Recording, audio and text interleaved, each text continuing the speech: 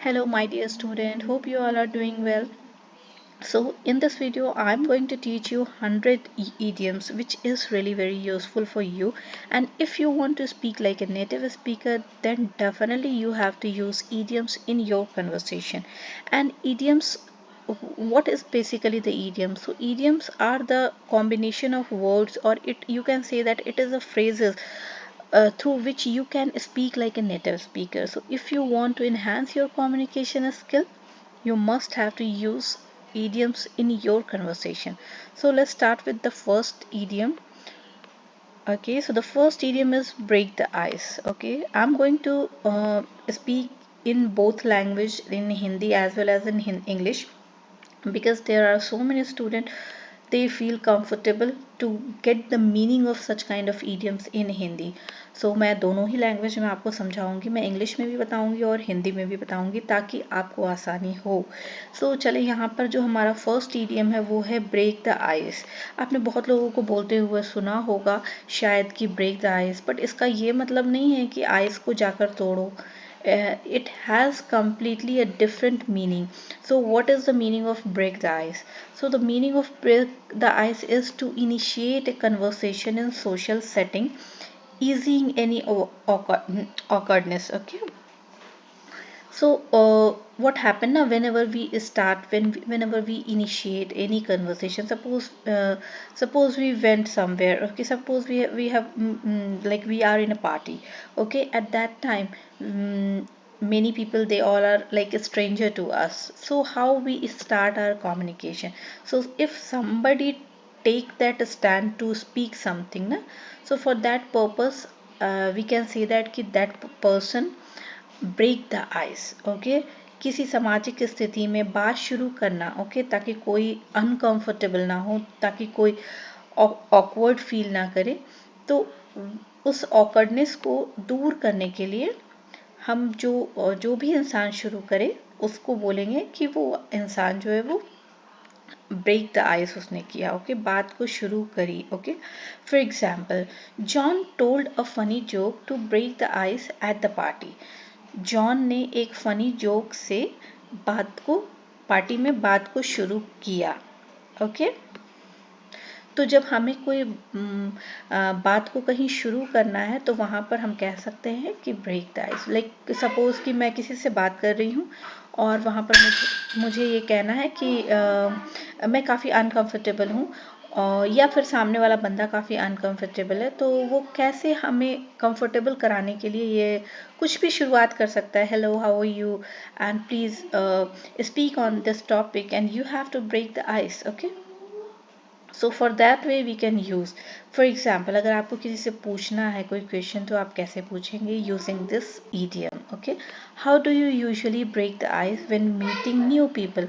आप बात कैसे शुरू करते हो जब आप किसी नए इंसान से मिलते हो? तो इसका आंसर आप कह सकते हो कि I usually start with a compliment और casual question about the weather. मैं या तो मतलब तारीफ के साथ शुरू करता हूँ, या नहीं तो फिर मैं वेदर के बारे में पूछता हूँ. Okay, now second one is a piece of cake. ये तो आई थिंक आप सभी को मालूम होगा. पीस ऑफ केक का मतलब होता है something very easy to do.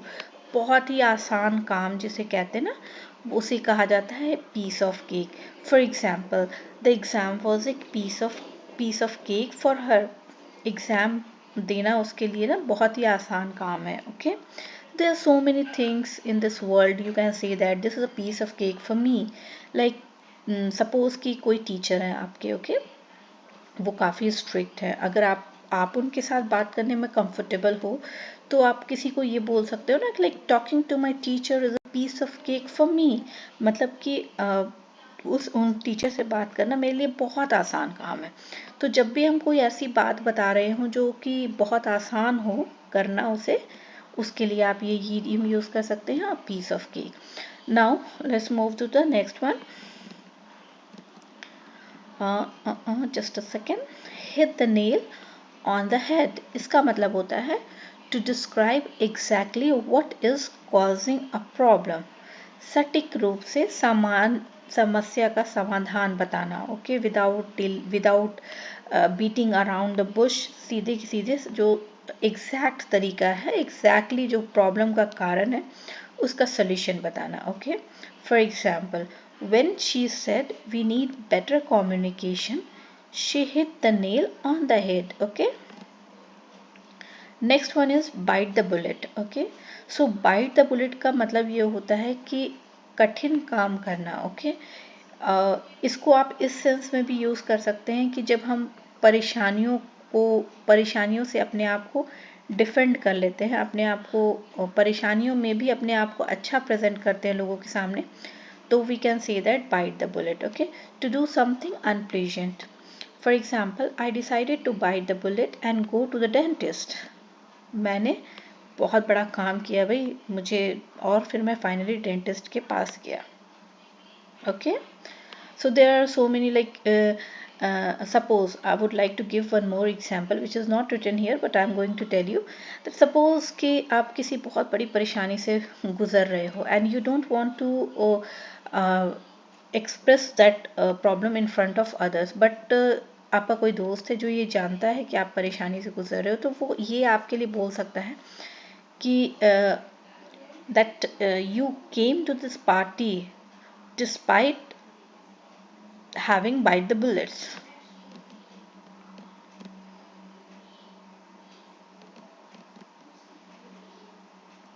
The next one is burn the midnight oil. Okay, so this one is very common. So burn the midnight oil का मतलब होता है कि काफ़ी ज़्यादा मेहनत करना, दिन रात तक काम करते रहना, कंटिन्यूस जो काम करते हैं ना उसको बोलते हैं burn the midnight oil. Okay, for example, she had to burn the midnight oil to finish the project. मतलब वो बंदी जो है वो एक प्रोजेक्ट फिनिश करने वाली है, लेकिन वो उस प्रोजेक्ट को फिनिश करने के लिए उसे काफ़ी देर तक, काफ़ी समय तक काम करना होगा. That's why she has to burn the midnight oil. She had to, sorry. Next one is under the weather. Okay, so under the weather का होता है टू फील इल और सिक. जब हम बीमार महसूस करते हैं, जब आपको लगता है कि you are not feeling well, तो आप ये बोल सकते हैं कि अंडर द वेदर. अब आप कब कब आप इस चीज़ को बोल सकते हैं कि I am feeling under the weather और I am under the weather. So there are few consequences through which you can say such kind of things. Like suppose कि आपको सर्दी खांसी बुखार है, ओके, या कुछ भी फीवर है या सर में दर्द है, कुछ भी, but you don't want to reveal कि what is exactly happen to you. जब आप ये लोगों को बताना नहीं चाहते हैं कि आपके साथ क्या हुआ है, बट आप बेटर फील नहीं कर रहे, you are not feeling better, so in that case you can use under the weather. Okay, suppose कि अभी मेरे सर में दर्द हो रहा है but I don't want to tell you कि मुझे अभी हेडेक हो रहा है, तो मैं सिंपल कह दूंगी I am feeling under the weather. Okay, इसमें भी इन्होंने यही एग्जांपल दिया है, I am feeling a bit under the weather today, मतलब ये थोड़ा सा बीमार महसूस कर रहे हैं. Next one is spill the bin. Spill the bin जो है वो बहुत ही सिंपल है, आप इसके वर्ड्स से ही अंदाज़ा लगा सकते हैं. स्पिल का मतलब होता है बिखेरना, बीन्स मतलब जो होते हैं beans. So to reveal a secret, राज खोलना. जैसे हम जाहिर है कोई चीज़ हम बिखरा देंगे तो वो खुल जाएगा ना, ओपन हो जाएगा, उससे आप इसको कोरिलेट कर सकते हैं. तो whenever you have to say like this कि राज खोलना, तो आप यूज़ कर सकते हैं spill the beans. For example, she accidentally spilled the beans about the surprise party. उसने गलती से सरप्राइज पार्टी के बारे में, सरप्राइज पार्टी का राज खोल दिया. Okay, I didn't want to spill the beans in front of others about your boyfriend. Okay, so now next one is a blessing in disguise. So a blessing in disguise is another wonderful idiom. And what is the meaning of this idiom? So the meaning of the idiom is something good that is not recognized at the first. ऐसी चीज़ें जो अच्छी तो होती हैं लेकिन हमें उसके अच्छे होने का एहसास पहली बार में नहीं होता. ओके, कई बार ऐसा होता है ना कि कोई चीज़ें हमें पहले लगती है कि ये बेकार, ऐसा हो गया, ऐसा नहीं होना चाहिए था, लेकिन लेटर ऑन उसके जो कॉन्सिक्वेंसेस होते हैं, उसके जो रिजल्ट होते हैं, वो बाद में आपको लगता है कि अरे हाँ जो हुआ अच्छा ही हुआ. ओके, तो जो पहले बुरा लगने वाला था वो बाद में अच्छा साबित होता है, उसे हम कहते हैं blessing in disguise. Suppose for example, losing that job was a blessing in disguise, it help me start my own business. मतलब ये जो बंदा है या बंदी है जो ये बोल रही है कि इसने भाई अपना एक बिजनेस स्टार्ट किया. ओके, बिजनेस अच्छा चल पड़ा. ओके, और उस बिजनेस करने से पहले ये कहीं जॉब करती थी। तो इसने ये कहा कि losing that job was a blessing in disguise, मतलब जब इसकी जॉब छूटी थी तब इसे जो जाहिर अफसोस हुआ होगा कि मतलब मेरी जॉब छूट चली गई, क्यों ऐसा हुआ। तो इसने ये सोचा कि वो जॉब तो चली गई, लेकिन उसका जो रिजल्ट आया तो उसका रिजल्ट ये हो कि इसके जॉब छूटने की वजह से इसने बिजनेस स्टार्ट किया and the business is running successfully right now. तो इसलिए वो ये बात कह रही है कि वो जॉब छूटना मेरे लिए ब्लेसिंग इन डिस्गाइज के बराबर था। मतलब वो बात मुझे पहले लगता था कि वो गलत है, लेकिन बाद में मुझे ये रियलाइज़ हो गया कि मेरा जॉब छूटना कहीं ना कहीं मेरे फायदे के लिए था, मेरे अच्छे के लिए था। Okay, now next one, cost an arm and a leg. Okay, so cost an arm and a leg का मतलब होता है कि बहुत महंगा होना, to be very expensive. Okay, something which is really very expensive, so you can say that it cost an arm and a leg. Okay, for example, the new car cost an arm and a leg. नई car जो है वो काफ़ी महंगी है। Okay, you can make any sentences like her bungalow was cost an arm and a leg. Okay, the next one is throw in the towel. Okay, throw in the towel का मतलब होता है गिव अप कर देना, हार मान लेना।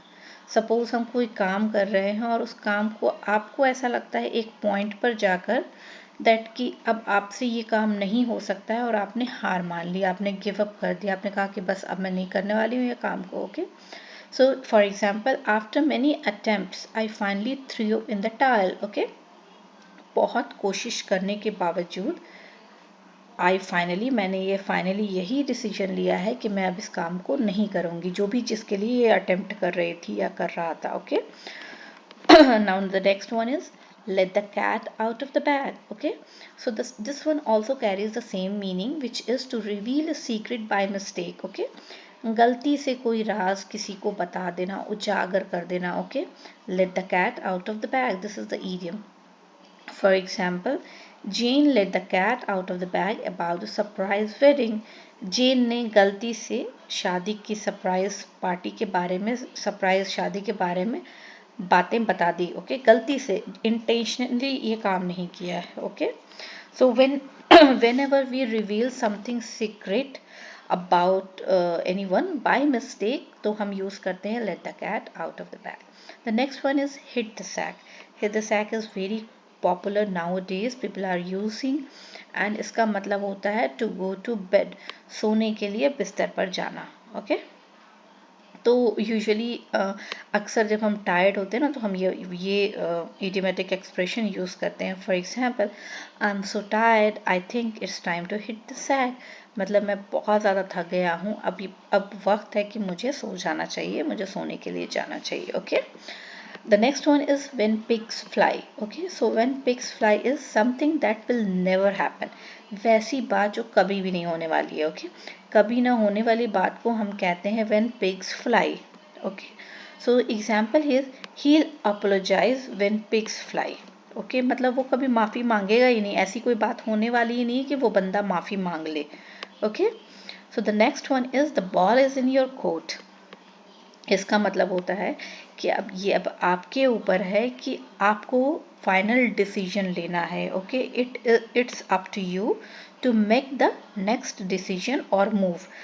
Okay, so इसका एग्जाम्पल है I have done my part, now the ball is in your court. मतलब कोई बंदा है, उसने अपने तरफ से अपना फैसला सुना दिया, अब वो सामने वाले का वेट कर रहा है और वो ये कह रहा है कि अब भाई तुम्हारी बारी है, नाउ तुम decision low.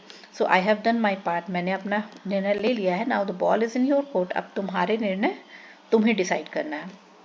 Okay, next one is raining cats and dog. ये भी काफ़ी पॉपुलर है और लोग इसे काफ़ी यूज़ करते हैं। इसका मतलब होता है रेनिंग वेरी हेविली। इसका मतलब ये नहीं होता है कि बारिश के साथ कुत्ते और बिल्लियाँ बरस रहे हैं। ओके, इसका मतलब होता है बहुत ज़्यादा ही तेज़ बारिश होना। Okay, so whenever you have to describe that the rain is raining very heavily, then you can use this word, it's raining cats and dogs outside. Okay, just a second. Okay, next one is beat around the bush. इसका दो sense use करते हैं, beat around भी बोलते हैं और beat about भी बोलते हैं। Okay, beat around the bush का मतलब होता है to avoid talking directly about something, किसी चीज़ के बारे में सीधे सीधे बात नहीं करना है, इधर उधर से घुमा फिरा के बात करना है। जब हम बातों को घुमा फिरा के बात करते हैं ना, तो उसके लिए हम ये ईडियम यूज़ करते हैं, beat around the bush. For example, stop beating around the bush and tell me what you think, मतलब बातों को इधर उधर मत घुमाओ, सीधे सीधे बताओ कि तुम क्या सोच रहे हो या क्या सोचते हो। Okay, the next one is, so the next one is a penny for your thoughts. Okay, this is a very beautiful idiom to ask someone about that what they are thinking. जब किसी के बारे में आपको ये जानना है कि उसके दिमाग में क्या चल रहा है या फिर वो क्या उसके थॉट्स क्या हैं, तो उसके लिए आप यहाँ पर ये idiom यूज़ कर सकते हैं, a penny for your thoughts. Okay, for example, you have been quiet for a while, a penny for your thoughts, और what a penny for your thoughts, ऐसे भी बोल सकते हैं आप। ओके, तुम काफ़ी टाइम से चुप हो, क्या बात है, मतलब क्या चल रहा है, क्या विचार है तुम्हारे दिमाग में, क्या चल रहा है। Okay, so the next one is cry over spilled milk. Okay, so cry over spilled milk का मतलब ये होता है इन हिंदी, जो मैं अगर इसे ट्रांसलेट करूँ एग्जैक्टली तो इसका मतलब ये है कि अब पछताए होत क्या जब चिड़िया चुग गई खेत। ये काफ़ी अच्छा मुहावरा है एक हिंदी में, जो हम सभी ने शायद पढ़ा होगा जो जानता है हिंदी। तो जैसे क्या होता है ना कि एग्जैक्ट जो इसका मीनिंग कैरी करता है, इधर इट इज़ इन हिंदी और इंग्लिश, कि जो बीती बातें, जो बात गुजर चुकी है उस पर पछताने से क्या फ़ायदा, what is the like point two regret on that thing which is already done. You can't do na, you can't do anything on about that thing, you can't change your past. Okay, so in English the meaning is to be upset about something that cannot be undone, जिसको आप बदल नहीं सकते हैं, बीती बातों का पछतावा करना। Okay, so what is the example here? There is no use crying over spilt milk, we need to fix the problem now. अब पछताने से कोई फ़ायदा नहीं है, हमें जो प्रॉब्लम है उसको फिक्स करना है, उसको सही करना है। Okay, so next one is action speaks louder than words. Okay, इसका मतलब होता है कि जो इंसान जो करता है वो ज़्यादा मैटर करता है, सिर्फ बोलने से, सिर्फ बातें करने से कुछ नहीं होता है। ओके, कर्म जो है वो शब्दों से ज़्यादा प्रभावी होते हैं, एक्शन जो है वो वर्ड से ज़्यादा इफेक्टिव है। What people do is more important than what they say. Okay, for example, he says he'll help, but action speaks louder than words. Okay, उसने कहा है कि वो मदद करेगा, बट जो बोला है उसने वो करके दिखाना ज़रूरी है ना, अगर वो करेगा तभी ये बात प्रूफ होगी, अदरवाइज तो होगी नहीं। Now the next one is bite off more than you can chew. Okay, so the meaning of bite off more than you can chew का मतलब मैं आपको समझाती हूँ इजी टर्म में, कि जितना आप चबा सको उतना ही मुंह में निवाला भरो। ओके, जितना खा सको उतना ही मुंह भरो, मुंह में लड्डू ठूस ठूस के रखने से क्या फ़ायदा, आप चबा तो पाओगे नहीं, होगा क्या कि आप सब निकाल दोगे। तो इस इडियम का मतलब यही है। Okay, for example, to take on a task that is too big और डिफ़िकल्ट, अपने बस से ज़्यादा काम मत लो, जितना आपका बस चलता है, जितना आप काम कर सकते हो उतना ही करो। No need to bite off more than you can chew. Okay, for example, she bit off more than she could chew by accepting 2 projects at once. उसने एक बार में 2 प्रोजेक्ट लेकर, मतलब बहुत ये कर दिया, उसको नहीं लेना चाहिए था क्योंकि वो अपने बस से ज़्यादा काम उसने ले लिया। Okay, and the next one is don't count your chicken before they hatch.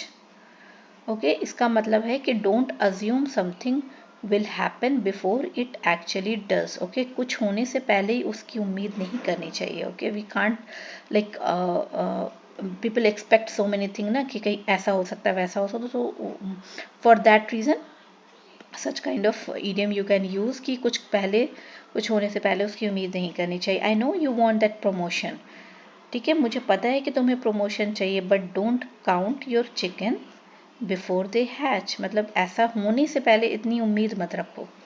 Okay,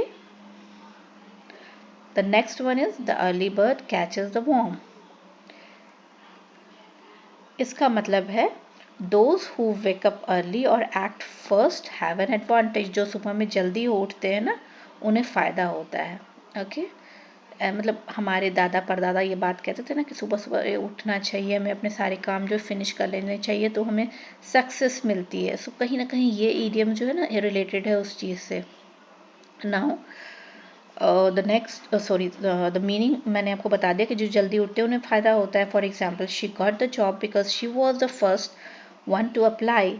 the early bird catches the worm. Okay, उसने वही सबसे पहले जो थी, मतलब जो अपना काम पहले करते हैं ना, उनको फ़ायदा होता है. तो उसको जॉब मिल गई क्योंकि उसने सबसे पहले अप्लाई किया था उस जॉब के लिए. The next one is curiosity killed the cat. Okay, ये बड़ा ही like this is one of my favourite idiom. मुझे बहुत ही ज़्यादा पसंद है ये. एंड इसको यूज़ मैं बताती हूँ क्या इसका मतलब होता है. मतलब कभी ऐसा होता है ना कि हम बहुत ज़्यादा ही क्यूरियस होते हैं किसी चीज़ को जानने के लिए कि अरे क्या हुआ. सपोज मैं एग्जांपल लेती हूँ किसी बंदे के लाइफ के बारे में, आप जानने के लिए काफ़ी क्यूरियस हो कि अभी उसके लाइफ में चल क्या रहा है. और ये भी तो हो सकता है ना कि आप उसकी लाइफ में की जानकारी लेने के चक्कर में इतने ज़्यादा बिजी हो, इतने क्यूरियस हो, और उस क्यूरियोसिटी के चक्कर में आप कहीं प्रॉब्लम में ना पड़ जाओ. ओके, तो उसके लिए हम ये इडियम यूज़ करते हैं, क्यूरियोसिटी किल्ड द कैट. इसका मतलब होता है being too inquisitive can leads to trouble. ज़रूरत से ज़्यादा जिज्ञासा करना नुकसान का कारण बन सकती है. For example, don't keep asking questions. Remember, curiosity killed the cat. मतलब कंटिन्यूसली क्वेश्चन मत पूछो. कई दफ़ा ऐसा होता है कि क्यूरियोसिटी किल्ड द कैट, मतलब ज़रूरत से ज़्यादा क्वेश्चन पूछना कहीं तुम्हें नुकसान ना हो जाए. इसका एक और एग्जाम्पल मैं आपको देती हूँ. Suppose you are in the classroom, okay, and you are keep on asking continuous और lots of question to the teacher because you are so curious to know about the topic. But ऐसा भी तो हो सकता है ना कि without listening to the teacher you are continuously asking lots of question. फिर क्या होगा ना कि टीचर को आ जाएगा आपके ऊपर गुस्सा, और जब टीचर को आपके ऊपर गुस्सा आएगा तो टीचर आपको क्लास से बाहर कर देंगे. फिर नुकसान किसका होगा? आप पूरी की पूरी क्लास नहीं कर पाएंगे. तो इसीलिए कहते हैं कि ज़्यादा जिज्ञासा रखना नुकसान का कारण बन सकती है. यही है मेन पर्पस इस ईडियम का. Okay, the next one is you can't have your cake and eat it to.